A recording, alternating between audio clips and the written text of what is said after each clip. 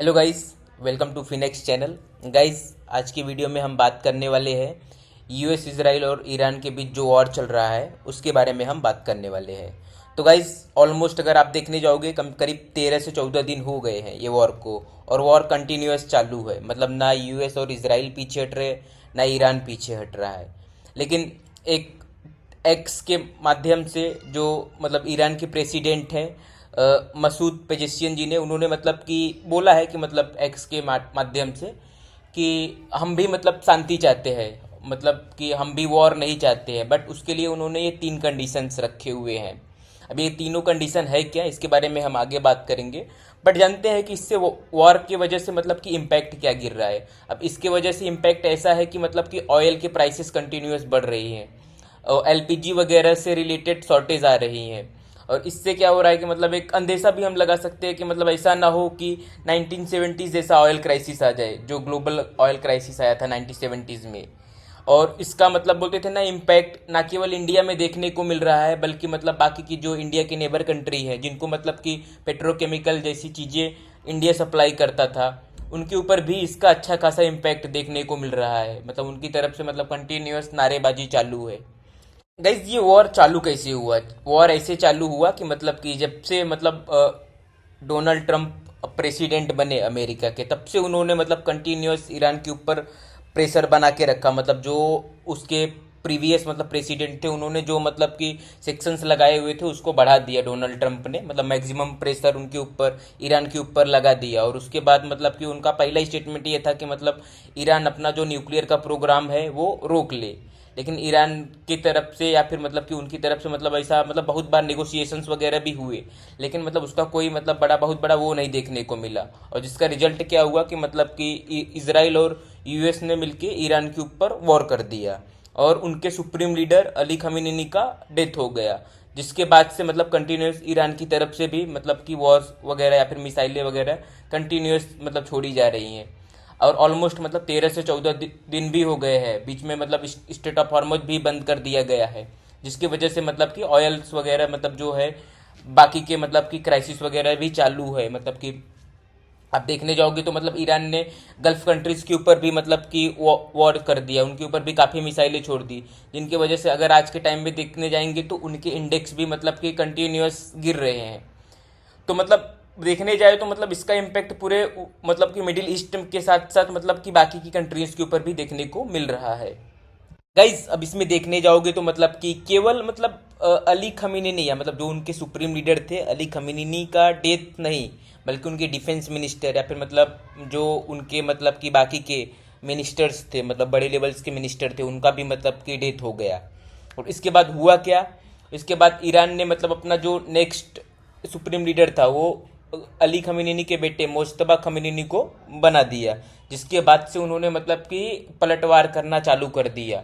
और इसका सबसे बड़ा इम्पैक्ट अगर देखने आप जाओगे तो मतलब कि गल्फ रीजन में देखने को मिला। मतलब उन्होंने मतलब गल्फ में आप देखने जाओगे, सऊदी अरब देख लो या फिर मतलब आप देख लो अबू धाबी देख लो, मतलब ऐसा पलटवार किया कि मतलब वहाँ पे मतलब कि मतलब लोगों को मतलब आना जाना या फिर मतलब आप ऐसा सोच सकते हो कि अब उन्होंने ऐसा पलटवार किया कि मतलब आप देख सकते हो कि मतलब कि जिस कंट्री को मतलब हम बोलते थे सेफेस्ट कंट्री, वहाँ पे भी मतलब कि कंटिन्यूस सायरन बज रहे हैं। या फिर मतलब आप ऐसा बोल सकते हो कि पूरा मतलब गल्फ का अगर आप इंडेक्स देखने जाओगे वो भी कंटिन्यूस गिर रहा है।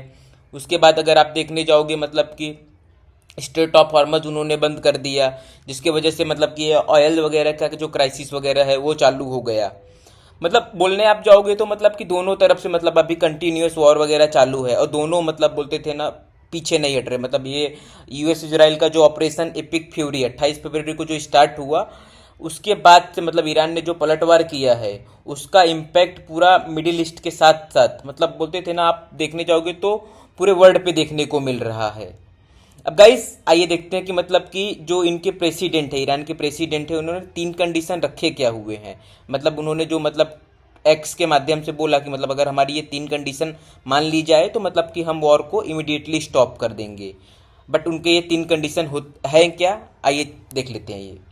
गाइस, उनका पहला कंडीशन क्या है? ईरान को चाहिए रिकॉग्निशन ऑफ लेजिटिमेट राइट। मतलब इसका मतलब क्या होता है कि मतलब कि जो ईरान है या फिर मतलब कि यूएस और इसराइल को ये मानना पड़ेगा कि मतलब कि जो ईरान है उनके पास न्यूक्लियर एनर्जी और यूरेनियम इनरिचमेंट का पूरा हक है उनको, और मतलब जो उनका न्यूक्लियर प्रोग्राम है वो पूरी तरीके से पीसफुल है। मतलब ये उनके मेडिसिन और एनर्जी के लिए है।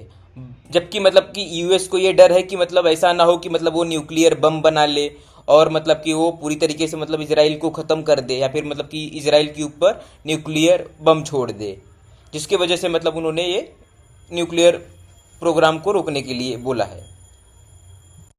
ईरान का दूसरा कंडीशन क्या है, या फिर उन्होंने मतलब दूसरा कंडीशन क्या रखा है, वो रखा है पेमेंट ऑफ रिपेरेशन। मतलब उसका मतलब क्या होता है कि मतलब भैया हमें मुआवजा चाहिए।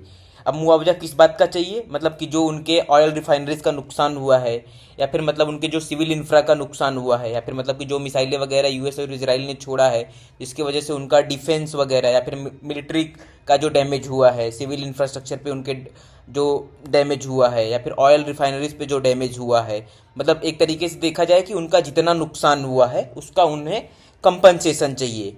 मतलब पूरा मतलब कि जो उनका नुकसान हुआ है उनकी वो भरपाई मांग रहे हैं। इस आपको क्या लगता है कि मतलब यूएस और इसराइल इसका कंपनसेशंस वगैरह पे करेंगे, या फिर मतलब कि एक तरह की दिखा जाए तो मतलब कि वो वॉर जीत ही रहे हैं, लेकिन मतलब आपको क्या लगता है कि मतलब एक वॉर जीतने वाली कंट्री कभी मतलब रिपरेशन करेगी, मतलब या फिर मतलब कि जो डैमेज हुआ है सामने वाले कंट्री का उसका हर्जाना भरेगी? आपको क्या लगता है कमेंट में जरूर बताएं। गाइस आते हैं तीसरे कंडीशंस के ऊपर कि मतलब कि ईरान के जो प्रेसिडेंट है वो मतलब उन्होंने तीसरा कंडीशंस क्या रखा है।